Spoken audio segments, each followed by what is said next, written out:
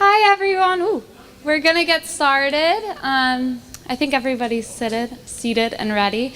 My name is Mary. Thank you so much for coming to the Data and the Greater Good meetup. Just by show of hands, who's been to our meetup before? Anybody? Yeah, oh, quite a few. Oh, I recognize some faces. That's great. So thank you for coming back. If this is not your first time, and if it is your first time, welcome. We're super glad that you're here. We have two great speakers tonight. I'm really looking forward to hearing them speak. Before we get started, I want to thank our sponsors. So for the space sponsor, Workbench donated it. And Workbench is a venture fund here in New York City focused on enterprise technology. So they love talking to startups and corporates about big data, security, infrastructure, and the future of work. And they also have built an awesome community for enterprise tech and supporting meetups, events, and jobs at enterprise startups. And I'm happy to connect you with their team if you're interested. And it's just such a great thing that they gave us this space. And then the food and we have giveaways are sponsored by Development Guild DDI. So Kieran McTague is going to come up and just speak about Development Guild for a minute. He is the Senior Vice President and Director of the New York office. So Kieran, you're welcome. A big Development Guild focus here tonight, as you can say. So we sponsored the food. I think that was our primary thing and reason for being here tonight. So how was the pizza? Was everybody satisfied? Okay. Hard to go wrong with that. Development Guild, we are a consulting firm with offices in New York and Boston, and we work with nonprofits. And basically what we try to do is help nonprofits raise more philanthropic dollars. We do that two ways. We have a fundraising services division that works with them to devise strategy, implement plans, and execute on plans to raise dollars. And then we also have what we call an executive search practice, which primarily recruits CEOs, executive directors, and senior development people so that you have the talent to go out and raise the money. And we're here about data for the greater good. We're here to learn more. We're constantly learning, and we're constantly evolving. So, and we know that nonprofits in many cases are the drivers of new innovation and services and are probably more needed now than ever. So we're very honored to be here. We're happy in terms of the work that we're doing. We want to learn more about how we can be better through data. And we also invite you that if you're around later on and walking around, please feel free to come up and say hi. I do want to say that we have three Webbers here. Matt Weber is here. We have Bill Weber and Susie Weber. We just like to have a lot of Webers in our office, but they're actually the founders, the parents. And we also have alumni here. And Max, our newest member, along with Mary. And I want to do a shout out to Sean McMahon and to John Kerwin, a couple of alumni who have come. So everybody's here to learn, and thanks all for coming, and look forward to a very fascinating evening. Thank you, Kieran. So yes, big round of applause to Development Guild and Workbench for sponsoring this. Now, when you came in, you should have gotten a little slip that has a number on it. Did everybody get one of those? If you didn't, we have some extras, so raise your hand. Did anyone not get one? That's for the giveaway. I think there's somebody, who has the slips? Matt has them. Oh, so there's somebody back behind you, and then a couple people over on the right-hand side. Anyone else? Oh, and some people up through here as well. So while we're handing those out, I will tell you about our lovely prizes. We have two tote bags. The first is from the Whitney, where our first speaker works. Let me show it first. Yeah. This is the Eagle, which is the original insignia on the original Whitney Museum building and was used on their original building. And then we also have a tote bag from Lincoln Center. So now we know the ooh and ahs. I do this, right? Ooh, there we go. And this, I believe, is a sound wave on it. And it's a design of a sound wave. And there's a great quote by John Cage on the inside, who's one of my favorite composers, that says, "Everything we do is music." Isn't that a lovely quote? So does everybody have their raffle tickets? That's what they're called? And we will do the spin.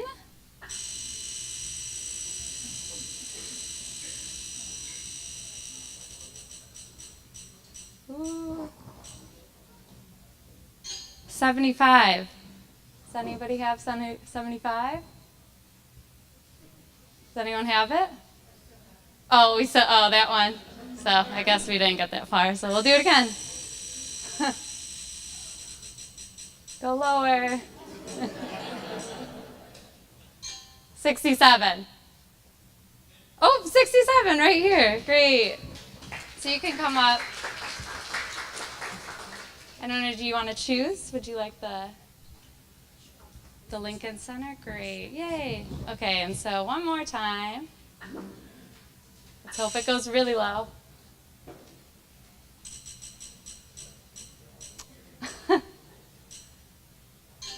$50.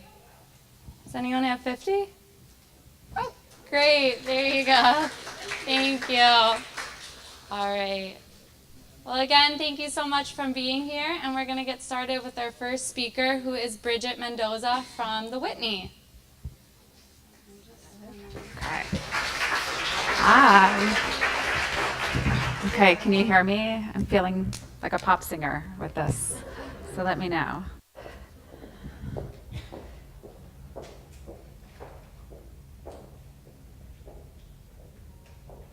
Awesome, thank you.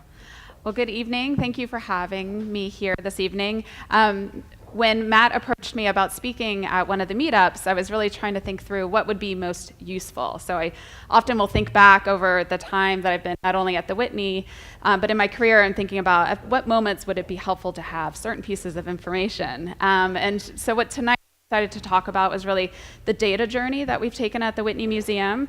As some of you may know, we built a brand new building, which opened in 2015 in the Meatpacking District. If you haven't been, I highly recommend to come visit us.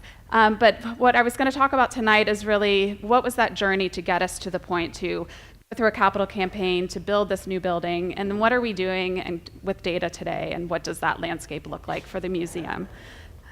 So let's start in.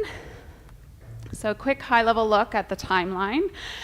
So late 90s is actually when, and this is a lot of foresight on a former employee of the Whitney. Often, and previous to working at the Whitney, I used to do consulting for nonprofits. And a lot of the organizations that I would go to would maybe have a person that was half their job was responsible for maintaining the database system. And specifically, the focus was on fundraising at the moment. And back in the 90s, there was this idea and concept and a team built just around the care and feeding of the database at the Whitney. So when I was approached to join the team there in 2005, it was really eye-opening to see that they had already seen that the place for data and the importance of data and how that helps drive the mission. So then going forward, we started the quiet phase of the campaign. So we'll talk a little bit about some of the changes and the evolution of the organization at that point. And then fast forward through to where we are today as now a business systems, really focused on all constituent databases at the institution. So back in the day when I first started, there was a team of 3 people. All of it was really razor's edge focused. So that was the technology that we use for fundraising specifically. So the team in particular was really just focused on gift processing. We had a membership base, we had major gifts, we had foundation gifts coming in, corporate support. So really the wrangling and the harnessing of all of that information and the gift processing. At that point, it was really about data entry, less about data management. So we were cleaning the database, queries, baseline reporting, exports, really the baseline. And this is when I first started, we started really setting the foundation for tracking membership appeals tracking. So if anyone's familiar with organizations that run membership programs, the tracking of those appeals and the efforts that you send to gain their support is really important and valuable information. And then this is sort of rudimentary, right? But really just a look at what systems we had in place at the time. So the circle in red is really representing what the focus of my team was. So we were purely focused on the fundraising. We had all this other information happening. So we had email marketing happening, and there was some exporting from Razors into our platform. Ticketing was a separate system. We had forms being filled out by hand in the lobby that then came to my team and was being re-entered, keyed in again, into the fundraising database. And then we also had our retail store that was selling items online and on site. And that data was also living on its own, hanging out over there. And then all of this was being fed to, we have Whitney.org and our website. So we had people visiting our websites, signing up for emails, which then that was probably the only automated piece, was getting into our marketing list. So at this point, we had information that we were collecting, but the only real focus team for data was in that fundraising area. So a lot of opportunity, as we'll see. So now we fast forward 2007 to 12 is really when the campaign for the new building kicked off. So our goal for the capital campaign was $760 million, which was, for me as a fundraiser, was one of the largest endeavors that I've been a part of. But really to get to the campaign, we had no moves management. How many fundraisers are in the room? Because you'll understand only a few. Okay, so moves management is a whole other class. But moves management, prospect management, how are we identifying donors? So we have this really active membership base.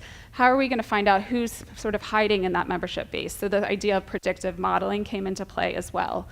Establishing campaign tracking structures. So how are reporting? How do we know how we're tracking against that large goal that we had ahead of us? Prospect management, portfolio management. So all of our major gift officers would have prospects assigned to them. How did we know where they were with cultivating or stewarding those donors? So all of this process and foundation was really put into place at this point. Manual entry, I wasn't kidding. These were actual forms that came through. So we had mail devices happening. People could call, could fax, could email.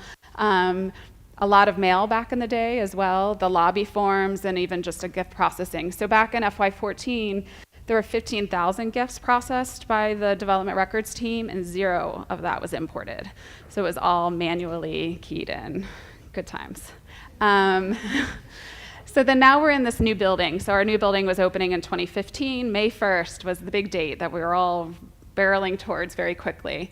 So the institution started thinking about, okay, what does technology mean? Everything from the infrastructure that we'll need to run this new building. So it could be the building management system, to looking at what is our website. We had a dark period as well, where the Uptown location was closed before the new building opened. So how are we staying in touch with our constituents during that time?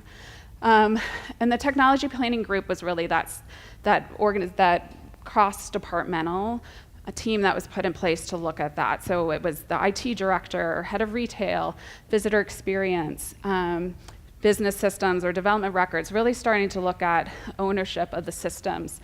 Part of that evaluation was looking at, are the systems we have in place currently enough to open this new building? So we had a ticketing system that wasn't really cared for necessarily, a lot of data coming into it, not a lot being done with that data. So there's a cross-functional group there as well that started looking at, okay, what are our options for ticketing? We know we're going to expect very high volumes at this new building. Uptown, we had about 400,000 annual visitors. Now at the downtown location, we have over 1 million visitors a year. So we knew that we were going to have this spike. So how are we going to manage it all? Started looking at scalability and sustainability. That was a big, and still is a big part of how we consider technology investments. So unlike some of the other larger arts institutions, the Whitney is not structured to have on-staff developers or a really deep technical, we have a lot of infrastructure. I see some heads nodding. So we have, someone that maintains the servers and the exchange and all of that, but there wasn't a lot of deep investment in technology that we would homegrown. And then this is the time when we started looking, if we're going to grow to 1 million visitors, and then our membership base was projected to at least double.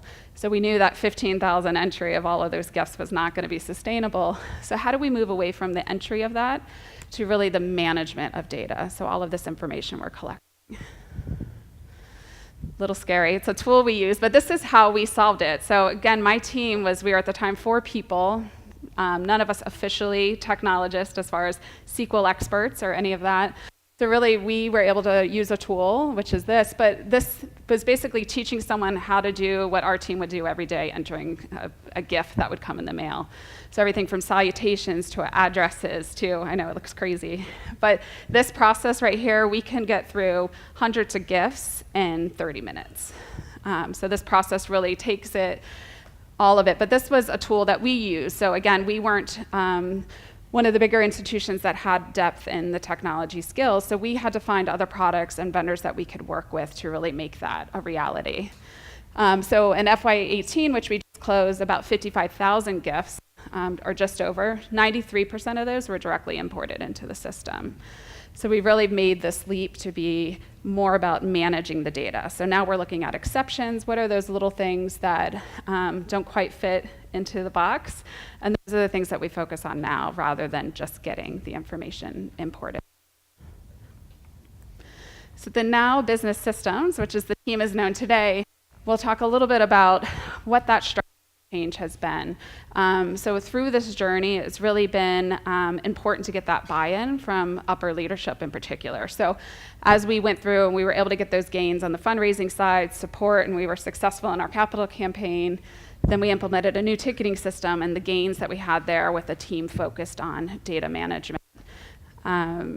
So now this is what our world looks like. So again, we have all of our ticketing, our CRM system sitting in the middle. All of this is repeating and actually integrated and flowing between systems.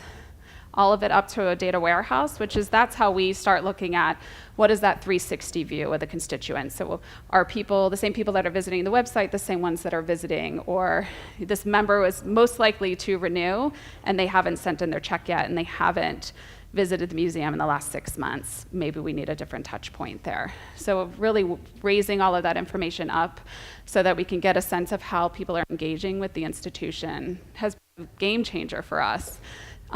Especially in the new building has really increased a lot of our goals and expectations. So this is a great way for us to be able to support those. So as part of this new team, we have this great vision statement, but basically it says that it's the internal infrastructure we need to manage constituent systems at the institution. So it's looking at collection, accessibility, data governance, and those are really those 3 pillars that we use to define the work that we're doing. So the collection of information, being sure that's consistent, that we're have a common definition of what the data is being used for has been really important, because it's one thing to have someone on the front line being sure that they're entering zip codes correctly or country, but also keying them into why that's important. How are we using the information? And that nicely goes into the accessibility. So it's great to collect all this data, but if we're not making it accessible to the teams and the business lines that need it to action it, then it's sort of just collecting itself there. And then data governance, especially this past May with GDPR, the General Data Protection Regulations that went into effect specifically for the EU, but that's something that's fall into this umbrella as well. So how are we with this ecosystem being sure that we're able to stay compliant with the different regulations that are out there? The other big thing that we started focusing on was defining key performance indicators. And for a data team, that can often be challenging, right? So the fundraisers, they have to raise that $1 million or $2 million. But for a data team, it's a little bit more gray. So what is the goal? What are we really tracking to know if we're successful and staying on track? So organizational-wise, we'll align with the business, the different lines of business to really look at, are we hitting our emission numbers, the number of member households, customer lifetime value. So how are we supporting those efforts and where are we falling in our measurements? But as a team, we really look at what are those benchmarks on our integrations. So if we start to see a spike in the number of exceptions or a process that should take 10, 15, 30 minutes is taking 4 hours, there's obviously something wrong. Tracking and evaluating task requests. So that's our mechanism for getting requests from staff that need access to data or a new way of tracking a process or a workflow. So we'll often look at that, and that will tell us a lot of trends around, let's say we have new staff, and we're getting an increase in the number of sort of straight line or straight easy tasks that should be able to be completed by any staff. We're seeing an increase in those coming into the team. So it signals for us a need for training. Or another example would be the frontline flow. So they changed up the way they were processing gifts on the front end in the lobby. So that then affected and triggered a few things on the back end, so we needed to adjust. But it really becomes this dance or conversation between what we're doing on the back end and how the front end is collecting and using the information. And then as I was summing this up, I was trying to think, okay, what made us successful and what we were trying to do? And for sure, the buy-in from leadership and the front line. So really that understanding from the leadership of why data is important, how it is helping to reach the goals that we've set for the different departments, but also that front line again. So if those that are sort of in the grassroots effort, trying to collect this information and having the conversations with our constituents, don't understand why we're collecting it or why they're having to do these different, the lobby is a great example. So why are we giving them these scripts to use at the lobby of, can we collect your email? Where are you from? Why are you here to see us today? That information really does start to take shape and provide us a lot of insight, especially how much our audience has changed once we moved downtown. It was really important for us to have those different metrics. Leverage those organizational milestones. So we were able to enact a lot of this change because we had this new building and we had this capital campaign. So really, when the organization is going through so much change, to be able to use that change to add a little bit more in there has gone a long way for us. KPIs and metrics, can't talk about this enough, but it really is important to, on the onset of any new technology project that we undertake, really setting what are those goals and those measurements of success. So where are we trying to get to? And then really doing that debrief mid-project and after you're live to make sure that you're reaching those goals that you set. And then scalability and sustainability. So as we're looking at that infrastructure, we made the conscious decision to not go for an all-in-one CRM at the time. That made the most sense for us because we were able to scale it and it's been sustainable for us. Is that the same for the next 5 years? Maybe not. But that's an active conversation we're having to be sure that we can keep up with the growth that the museum is experiencing. And that was it. Questions?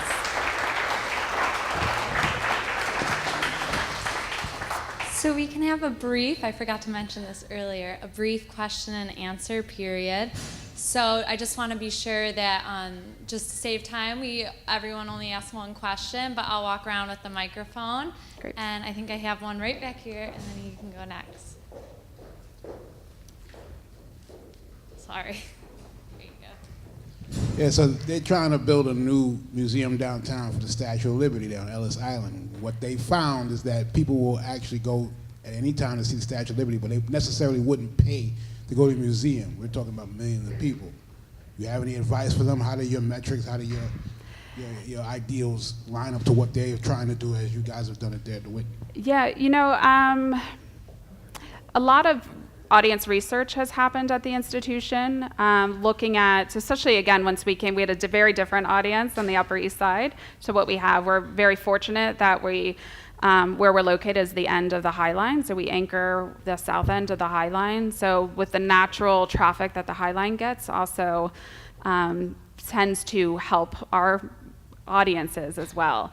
But we had to, because this audience was so different from what we were used to seeing uptown, we really had to dig in and start understanding what is the audience looking for from us, how do we involve the community around us has also been a little challenging with Ellis Island, but really trying to figure out what is the engagement, what is the mission of the institution as well, so what is the service that we're providing.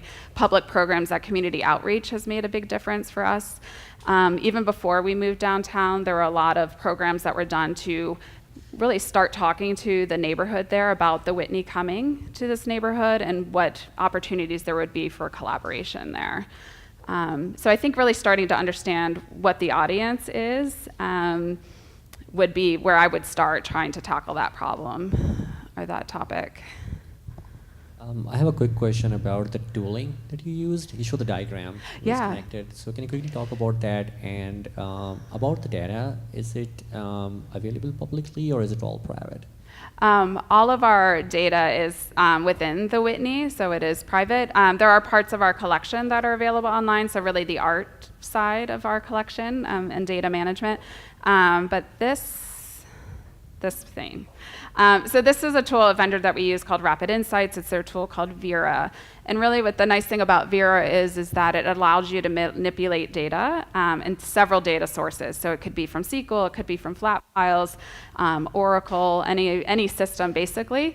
And the nice thing about it, I'm sure everyone here has used Excel, so you can go in and do these great Excel things, but you're repeating and having to rebuild that every time, a lot of times.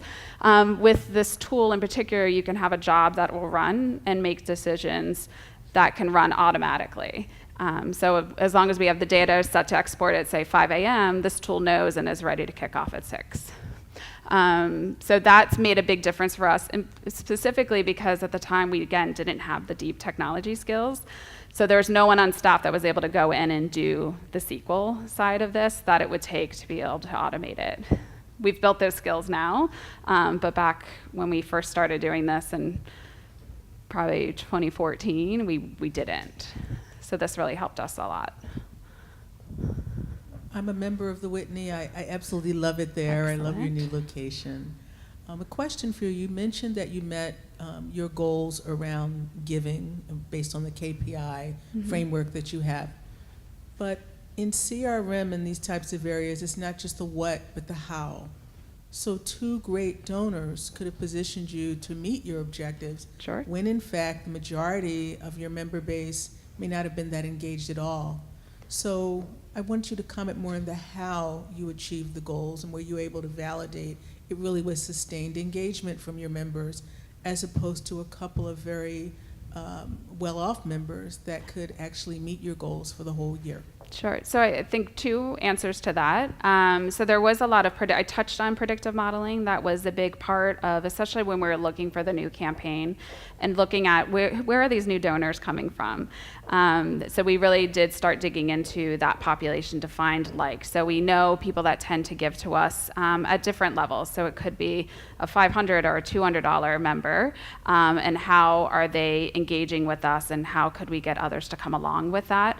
Some of them we did through the predictive modeling find some higher end donors, which was great. But to your point, there has been a lot and a very good focus from our membership team on growing that base and that level of engagement. Because really for us, the member base is the future. It's our barometer for knowing how successful we're being. Is our programming hitting the right tones? Is that level of engagement there? So we're really focused in on growing that membership base and the retention of that. So again, those that are used to membership programs, the first and second year members are really the hardest to retain. Once you can get someone to that 3rd year is when you really start to become more sticky to them. So how do we get there? How do we make sure that they're engaging? And some of it is the roll up into that data warehouse so we can see, oh, someone is visiting the website or they are visiting the museum or they're coming to our public programs. What is that level of engagement? So we're able to measure in that way, and we have certain metrics around membership engagement, which then informs our programming. Yeah. One back here. Oh, yeah. So I have a question about your customer lifetime value model. I'm just curious, at the time that you guys were doing this, were you using a standard recency, frequency, and monetization, or did you do something more customized to achieve that metrics? I'm just curious to hear about that. Yeah, we started there for sure. Definitely in the early days looking at what is that value of a member's, and that's definitely where we started. So looking at how often they give, how much they're giving. But from there, when we started building sort of our muscles around the analytics piece, we started looking at more information that we have in the database. So how much of it is about where someone lives or the number of times they join or come to an event, or sometimes someone dropping and rejoining indicates something else to us than someone that has been a sustained, say, $50 member. So we then started adding in a little bit more as the data we collected became stronger and more consistent. Is there one over here? Oh, yeah. Sorry, I may have missed this, but are you in fact collecting everything in a singular data warehouse, or are you using a federated model whereby you're extracting data through intelligence tools as an overlay? Most of the data that we have is information that has been provided to us from constituents. So it's coming from our retail, how people are shopping, and what trends we're seeing there, fundraising as people give money, the email marketing, so are people opening emails, clicking on links. We've historically not done a lot of the outside data overlays. Yeah, so internal, where all of that is information that we've had given to us by people as they come to the website or transacting online. Is that, sorry? Are you housing it in one data repository, or are you using tools as an overlay to extract the intelligence? Oh, sorry, I misunderstood. Yeah, so each of those database systems are running in SQL, and then all of that has a nightly feed up to that data warehouse, which then is what we're using to look across. Sorry, thanks.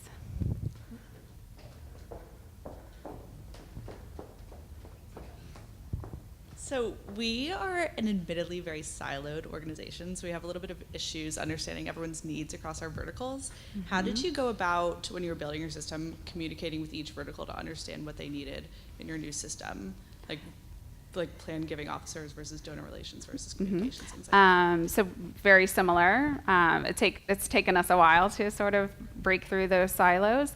A lot of it was when we started getting those big wins. So with membership in particular, the membership programs tend to be very high volume, and instead of it's more quantitative than the qualitative. So the major gift side is a little bit more nuanced and the membership side a little bit more scientific. So we were able to do greater strides on the membership side in particular, and they were most interested. So really finding that person or that team that is willing to take the time to invest. And a lot of it too was just taking the time to sit down with those different teams to understand. So specifically when we're implementing the ticketing system, the main purpose of it was to sell general admission tickets. But it also has all these other functions, so it's supporting our public programs, so we spend a lot of time with education.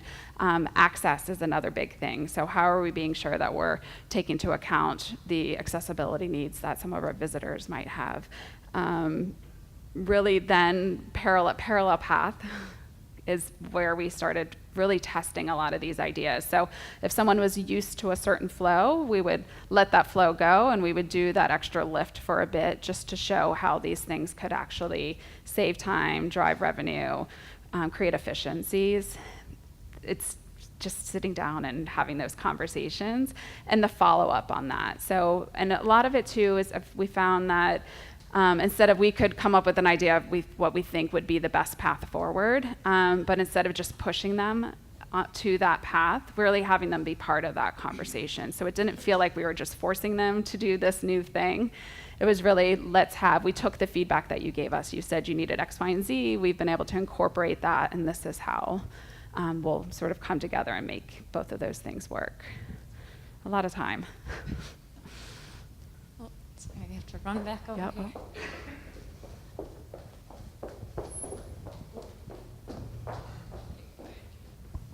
Hi. So you're collecting a lot of data, right, from many different sources. Like you have admission sales, memberships, shop, education.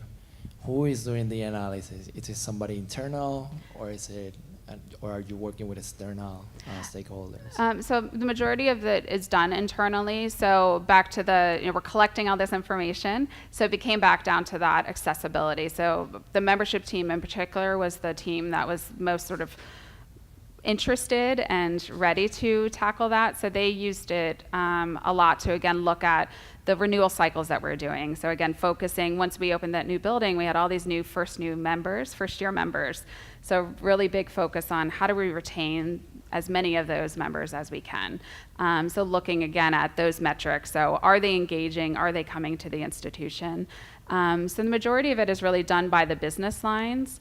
Some of it, depending upon if it's more the web analytics, lives more with the digital media team. But a lot of those decisions driving the revenue side is done within the business units. It's mostly in-house, yep. Mm-hmm.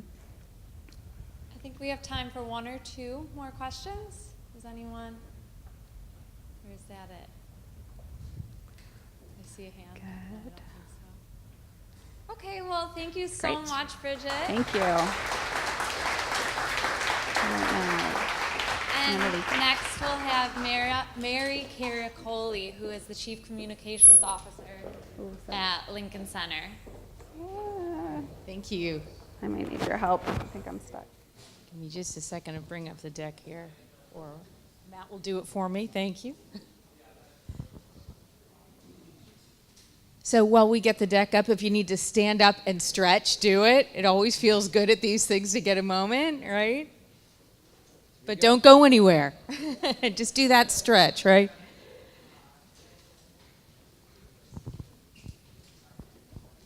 So quick show of hands. How many people here tonight are technologists? How many work in communications? You have a few, okay. Finance? Okay, we got one. What didn't I ask about? There's a lot of hands that didn't go up. What other fields are represented here? Just marketing? How many marketers? What else? Government? So I come to you as a communications person, not a technologist, and someone who reveres a lot of the work that's being done by our technologists in-house, but also really listening to what's going on in the world. For me, I run communications, so it's a couple different buckets. I'm going to go into that a little bit more deeply, but at Lincoln Center in general, there are a lot of areas that use data. There's, from our digital team, our IT team, development, communications in a number of different ways. So it's a really important topic for all of us. And I just want to give you a little sense of what we look at.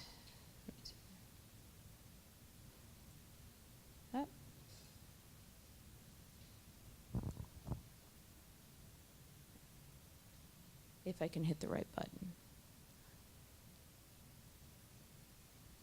This is what happens when you don't bring your own laptop, right? There we go. Okay.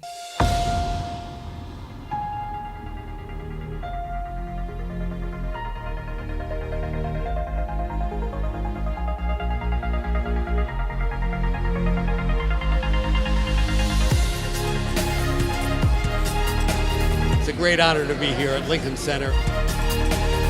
I want to be able to move people.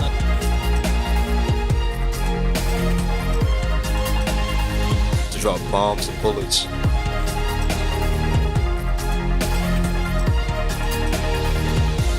Lincoln Center, the arts are for the many and not the few.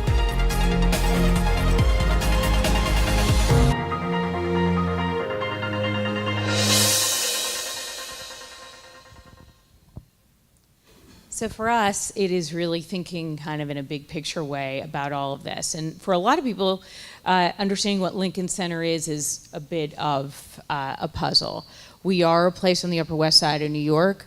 We are the largest collection of performing arts organizations on one campus. It is not one organization. There are 11. Chamber Music Society, Film Society, Jazz at Lincoln Center, the Juilliard School, Lincoln Center Theater, the Metropolitan Opera, New York City Ballet, the New York Philharmonic, the New York Public Library for the Performing Arts, the School of American Ballet, and Lincoln Center for the Performing Arts. That's the organization I work for. So we have three primary purposes.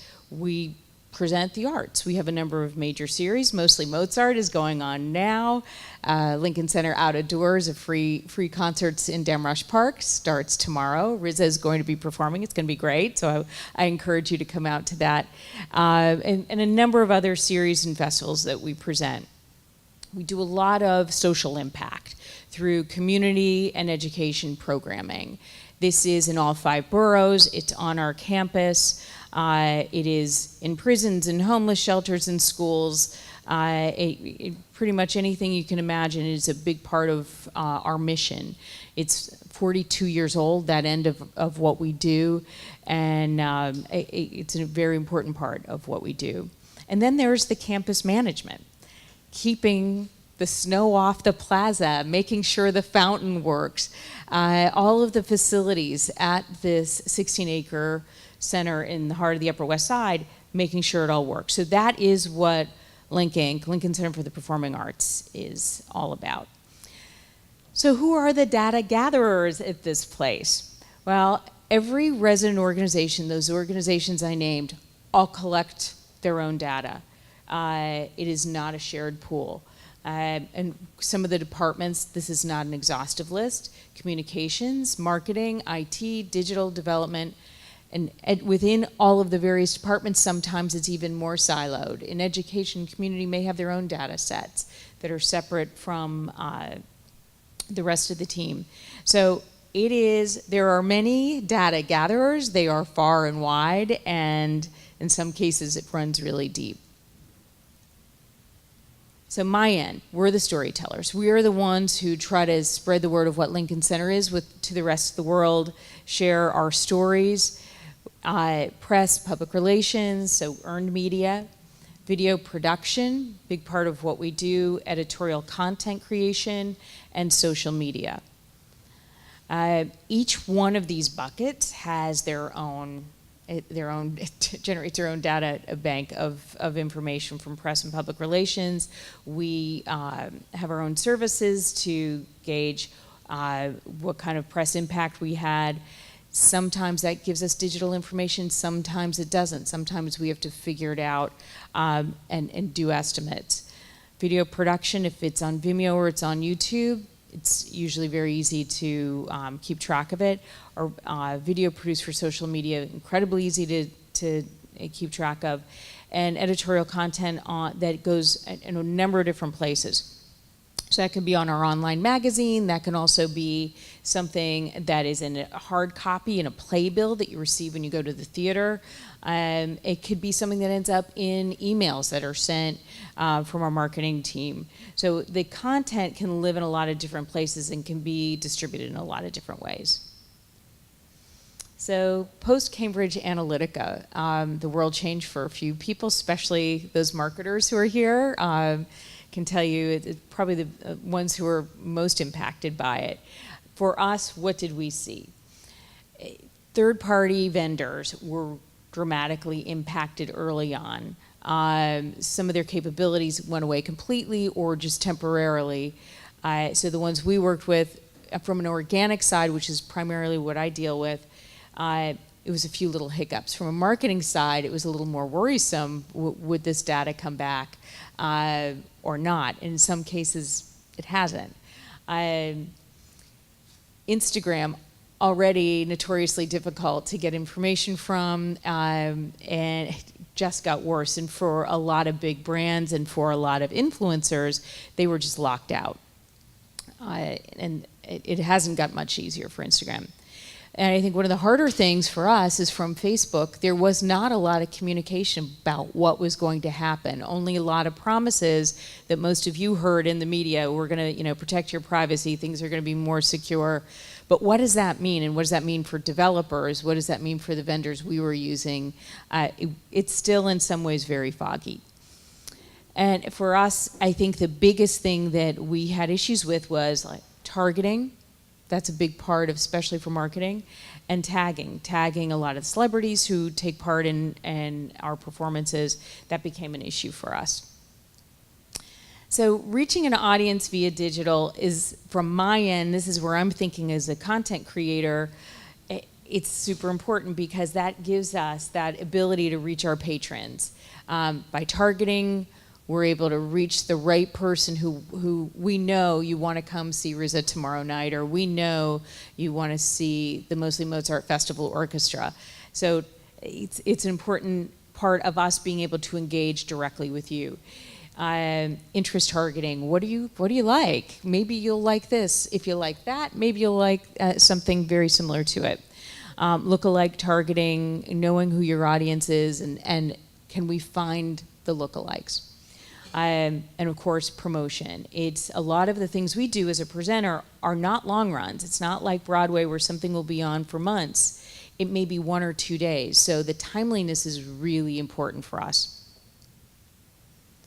So some of the takeaways that we've had post Cambridge Analytica was social is still here to stay. It is not, our ROI this summer through our social advertising in particular, much better than even last year, and that's, with not the same depth of data that we had and information about some of the folks we were targeting that we had last year, and our ROI is greater. From a content perspective, we're seeing higher engagement. Could this be because, some of the junk's been filtered out? I don't know, but we're seeing the successes there. We also see primarily that video is the star. As long as we're producing videos, they tend to be our top performers, whether it's in advertising or whether it's in our organic feeds. So really an important part for us, and honing in that to reach the audiences specifically through targeting with different videos, another part of the layer that we're trying to create for everyone. So I would say that you know, what we expect from Facebook and the other companies post-Cambridge Analytica, maybe our privacy is being protected, maybe it's just that the consumer has a better idea of their own privacy settings, but we're still seeing really good return on investment despite some of the limitations. And I would say that the other thing that we noticed early on was we flagged once because I thought something was a political ad. And I think once we were cleared as not being a political organization, they've essentially been hands off. I think if you're a political organization, things may be a little different and still may be a little tougher. We found that things eased up for us a good bit. I'm trying to think of some other takeaways that may be valuable for you on this, but for us, we're in it. We're staying with it. We thought, we were really afraid going into the summer because all of this happened, as you know, March, April time period. And we were really afraid there would be a huge impact on our summer sales. And to say we've had one of the strongest summers ever. Maybe it's because Mother Nature has been, until today, cooperating with the weather, but we're really pleased with the results that we're seeing on our digital advertising and in social in particular. Any questions? How have you been measuring ROI of social media? I know in our industry, there isn't consensus on the measurement approach for social media, or maybe a like is sort of, maybe the algorithm says it's worth this much, you know, in retained revenue. They're all different sorts of thinking, but doesn't seem to be consensus in what I do. So I was curious, when you said you've seen a lot of ROI from social media, how do you approach measurement? It's basically sales.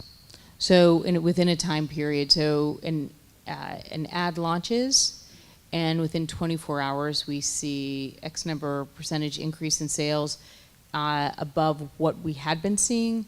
We generally, that's generally how we measure. But the social media part of it, how do you separate that part of the marketing mix from all the other things that you would be doing to drive sales, such as you can attribute it to social media or its portion of it?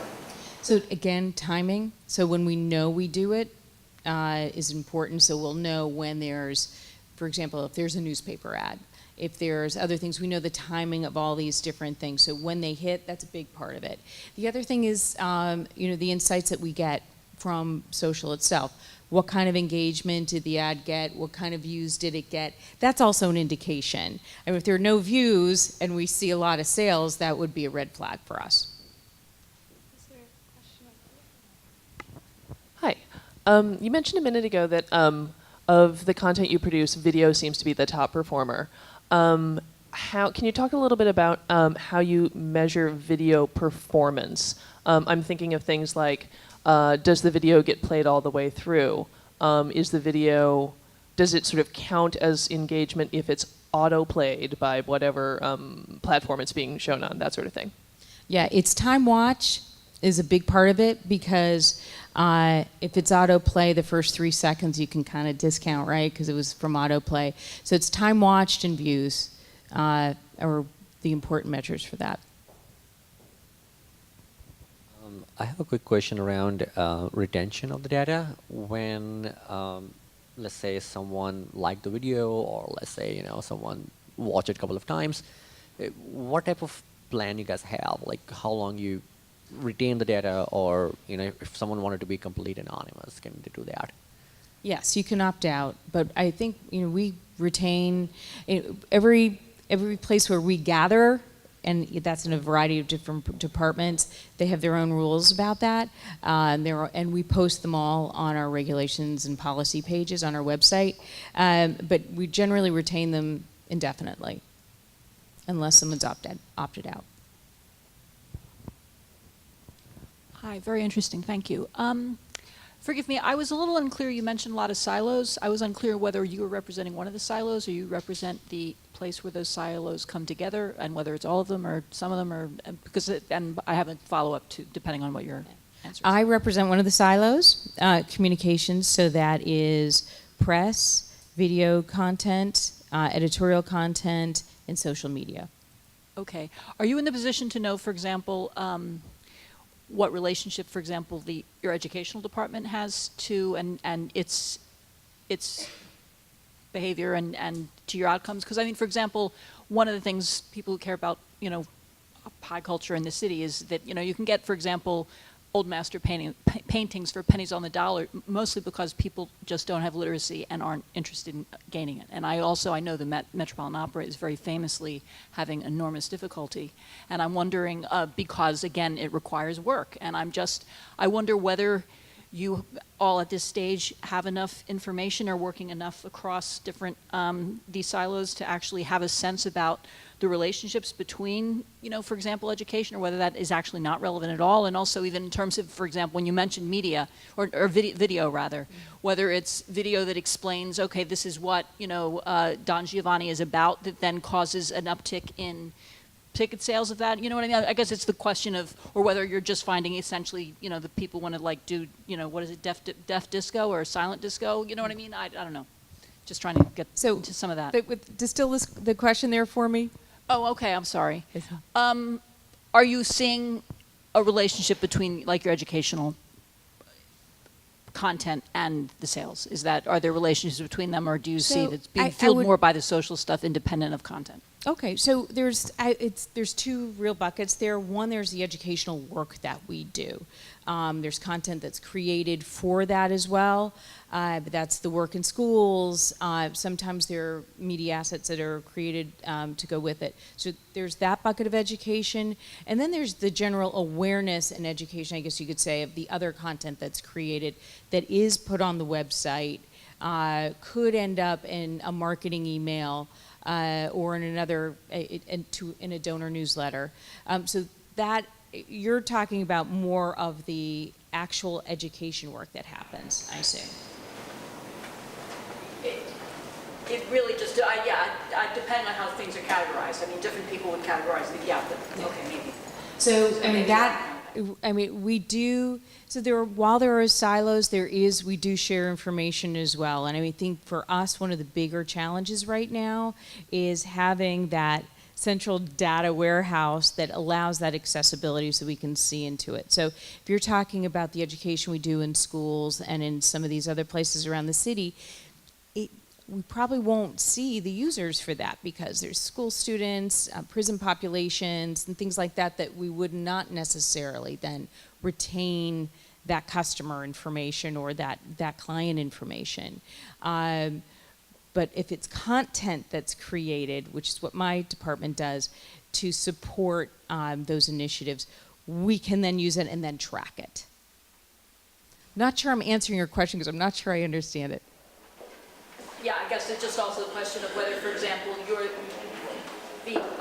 not simply, it wouldn't only be kind of off in the education department that you would teach, but presumably there will be educational, you're doing some teaching within Lincoln Center, within the communications department. I would think that communicating the value of what it is you're showing people also relates to teaching them what it is, right? Yeah, absolutely. I think that I would put that in a category of general awareness of what's coming and helping people have a deeper understanding and engage with that on a deeper level. Absolutely a critical part of what we do. And we're creating content on a regular basis that is on both our online channels and on our social channels for that express purpose. And it may be to understand a certain type of dance. We did something in Midsummer Night's Swing this summer called Garba. It's a certain type of Southeast Asian dance. And, we really needed to educate our audience on what this was so that they could come out and enjoy it and have a deeper experience with it rather than a more superficial experience with it.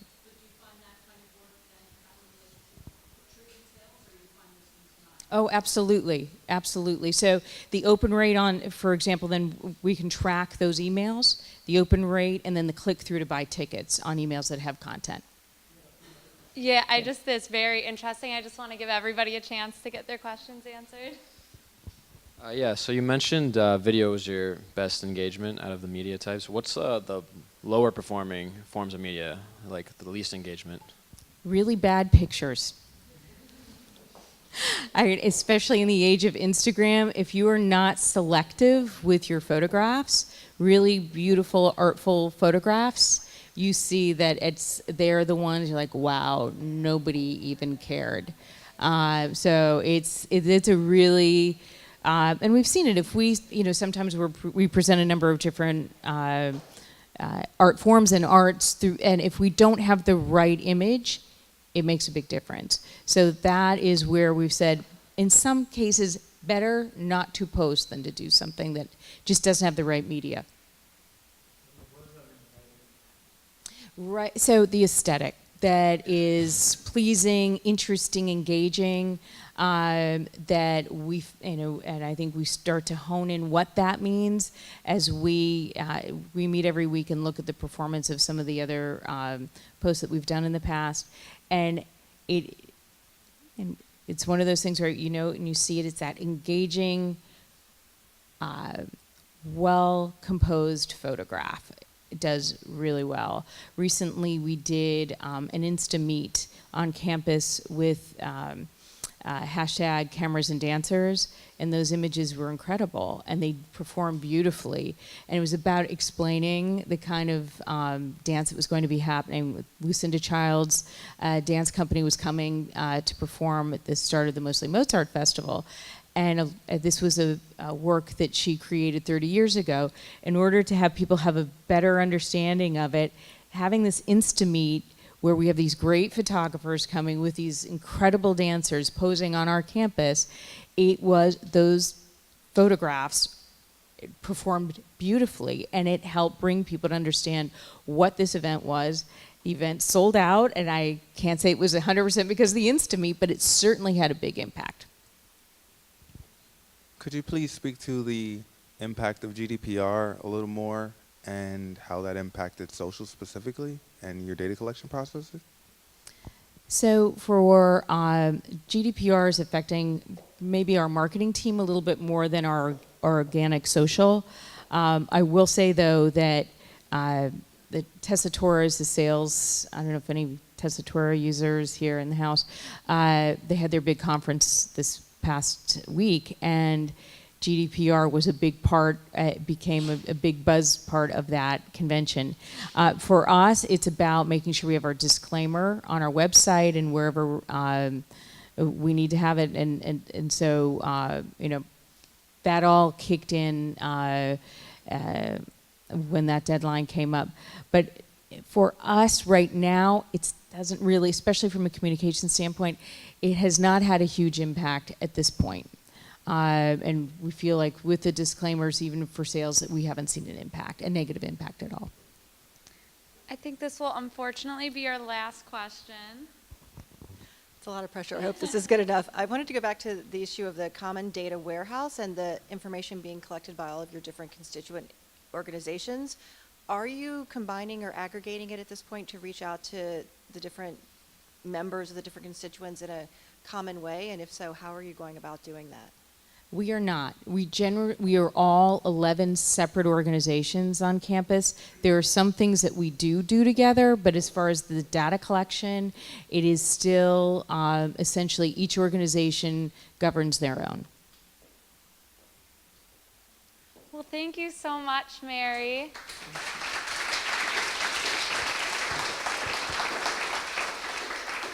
And thank you everyone so much for coming.